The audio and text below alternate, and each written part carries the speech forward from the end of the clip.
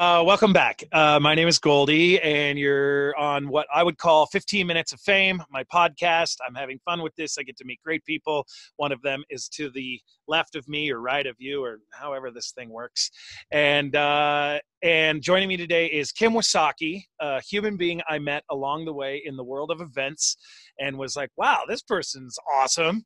So I thought maybe let's have a conversation with this Miss Wasaki and find out what is happening in her world and what this is all about on planet Earth right now. So Kim Wasaki, welcome to 15 Minutes of Fame. Your name is Kim Wasaki, and what do you do for a living? I would call myself these days an event specialist, event management professional. That's what my LinkedIn profile says. Great. Most recently, I was an operations manager. That's what my title was. Okay. Which is all part of it. I mean, anyone in events knows that they've either been the executive producer or the janitor. So both jobs are equally as important. Some are now known as essential. Okay. So, you and I both live in the world of events. You and I are both living in the world of not events due to the current world status. Obviously, jobs have. So how has the current world status affected you with having a job title, having something to wake up to do in the morning? And if it's not the same as it was before, what are you doing to do something about it? Well, it is not the same as it was before. Most recently, I did my full-time gig was corporate business, like corporate incentive travel. So that is over. Corporate incentive travel, meaning like you would book trips for business groups. They'd come to Colorado and they want to go snowmobiling or ride horses, things like this. Exactly. We partner with local hotels, and when they decided to bring groups in, most of our business here in this market of Vail, was incentive. So it was fun. It was build parties and these experiences and thank our clients and our guests and our employees for doing such a great job. So take them places, show them things. So it was really fun, and we were destination experts here. So yep, with the closure of hotels as well as the travel restrictions, we have become non-essential. Right, obsolete in a sense. Especially on the operations side of things. I worked closely with sales managers. They would sell the program, they would hand it to me. I would then put it together and deliver it. So that is definitely backseat. Our sales teams are still, keeping up relationships and continuing to set us up for a successful rebound. My side hustle was anything in events. I would always consider myself a bit of a chameleon. I have a closet full of event hats, anything from ticket management to volunteer management to athlete management to actual operations and building, construction management, all that kind of jazz. So I did everything. Anytime somebody had an event and they said, we have a hole to fill, they'd call me. I'd say, sure, no problem. I could do that.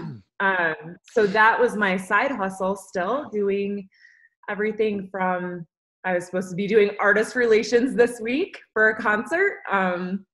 That's not happening. So instead, I am refocusing on researching to, do other things or help bring events back to different communities in the future. Mm-hmm, mm-hmm. I mean, because you and I both know none of the ending of this currently. We're both kind of like, hey, what are you doing out there? Like amoebas that have drank too much. So, well, and I think you hit the nail on the head. And I've spoken to so many people about this thus far is, nobody's spending money, nobody's making money right now. So what is the ultimate goal in preserving our jobs down the line? Will we see the light at the end of the tunnel? Sure hope so. If we don't, well, I guess we'll all be dead. It'll be easy. Right. Yeah. At that point, you don't have much decisions. Will be the least of my worries. Right. Exactly. And so to preserve your clients, I've spoke to a human who runs marathons and half marathons up here in the northern Colorado region. Of course, just to remind anyone, Kim, you're from the Vail area, Eagle, Beaver Creek, all that stuff. You're doing the mountain events, just to kind of, if somebody missed that earlier. Uh, but down here in Fort Collins, you know, this guy, he runs marathons, half marathons, things like that. How is he keeping his clients? How is he going to bounce back, right? He's got this huge race that he does on July 4th. He wants to make sure that it still goes if schedules play out the way that they supposedly should. So he has virtual races in everyone's house right now, and they're all connected like via the, you know, like the Strava apps and things like that, and then they're staying connected like a golden tee tournament, like you would like the video game in a bar. Yeah, so I thought that was brilliant. So what are some of the steps you're taking to do similar attributes where you're like, okay, listen, we can't sell anybody anything right now, but what we can do is our damnedest for customer service and coming back strong? Right. The funny thing is that I always say that I'm not necessarily the best salesperson. My specialty is operations.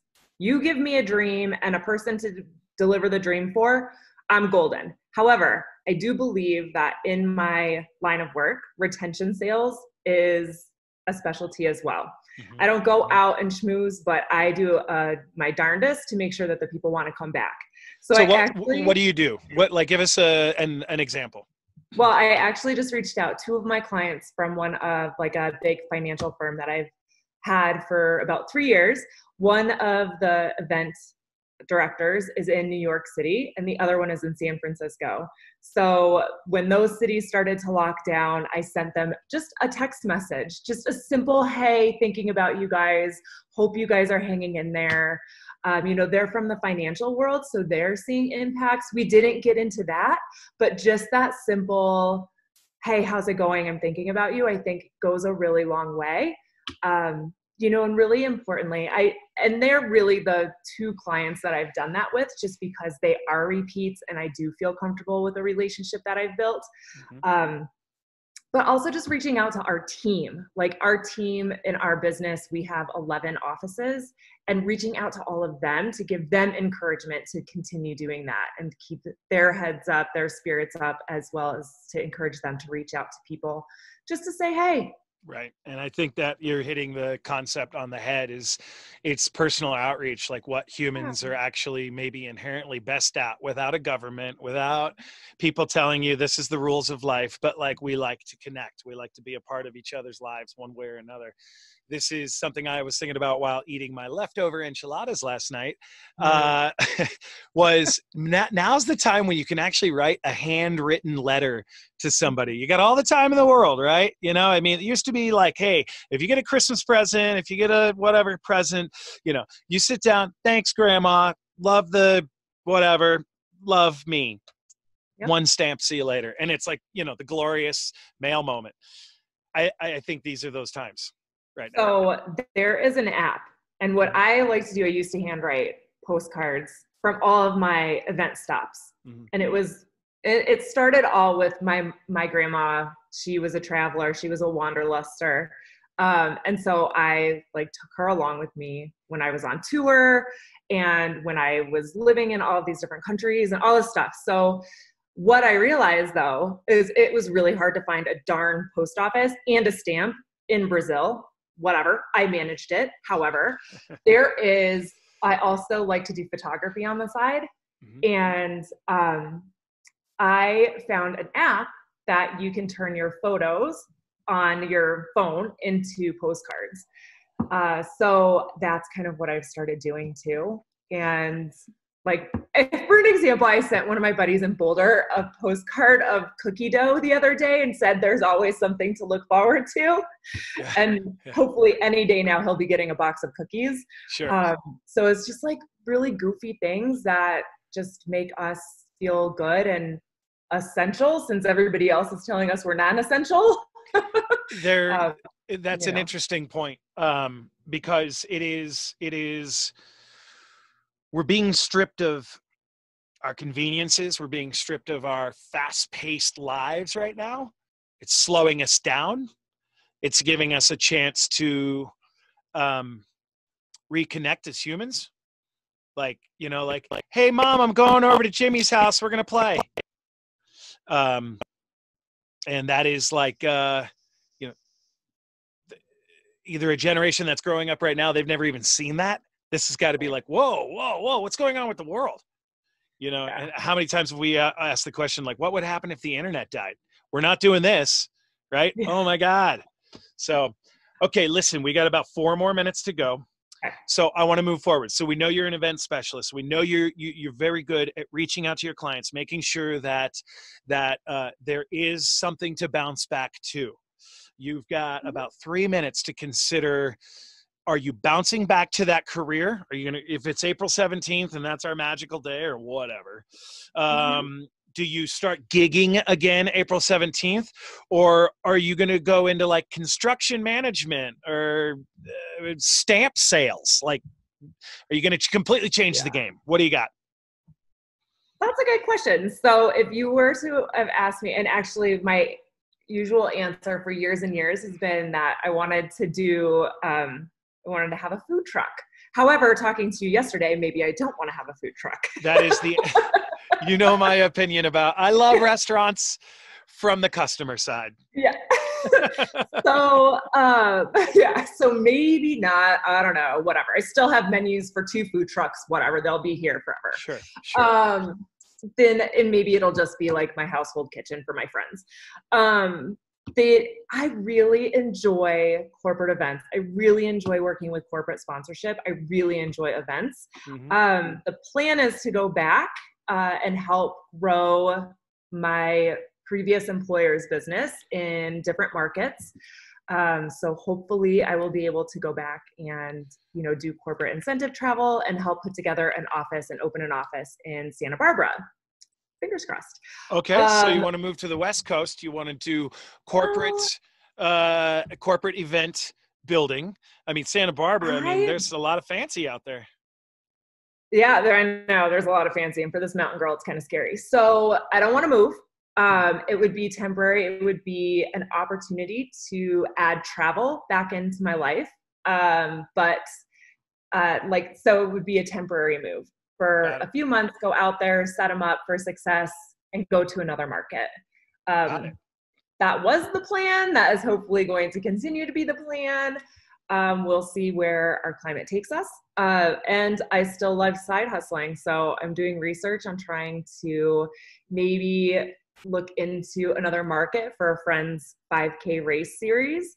And, you know, just try to keep my foot in the door and network and reach out and help where I can in other events. I love sport and I miss sport. So I need a little bit of that in my life. Right. And something I learned when I opened my restaurant and then closed it, is a lesson that was maybe right in front of my face the whole time. And that even though the world shakes up around us, you inherently can do what you're good at on this planet and stay happy in that manner. Right. So like you've said, I love doing corporate events, probably 68 times on this phone call. It's pretty apparent that is the idea. So with about 60 seconds left to go, you're ready to move back into it. How does a human find Kim Wysocki? Why do they find Kim Wysocki? Is there a .com? Are they wanting to throw a party in July and they're like, oh, God, I've lost all contacts. Maybe I'll call this Kim Wysocki girl. She'll put it all together for me. How do we do that? There isn't a website. Sorry to say. That's okay. But that's I am on LinkedIn, and then I'm linked through people. So that's how I've been found in the past. And I think that's probably networking is going to be the way of the future too. Absolutely. I'll always keep your name in the mix. I'll be like, oh, you know that Kim Wysocki girl? She should throw you a party because she's done this before. All right, sweet. Well, thank you so much for being on the 15 Minutes of Fame today. It's just a quick spot. Just learn a little bit about you and know that this is a very interesting time to do this interview, but it's very educating and it, just like we've been talking about, it's fun to connect and like see a human being. Right. So any last 2 words? You got 10 seconds. Stay safe and healthy. Awesome. There's like at the end of the tunnel. Yeah, and there goes the internet. Okay, thank you very much. My name is Goldie, and we'll see you on the next.